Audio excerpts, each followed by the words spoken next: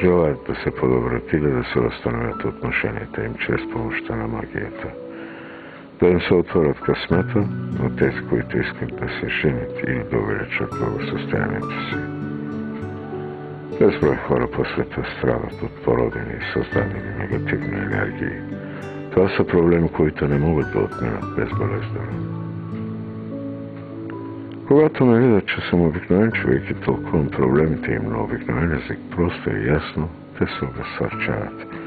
А пък когато им направя сеанс със същото обикновено език, те си отиват неудовлетворени. След време проблемът се разрешава, като че ли от само себе си, и тогава малкото осъзнали си хора си правят труда да вдигнат телефона и да ме благодарят. Но най-добре се разбирам с осъзнатите и реално мислещи хора. Те не търсят чудеса. Те искат разрешение на проблемите си. Погледнете добре. Вижте доброто, за да получите доброто. Живейте с доброто.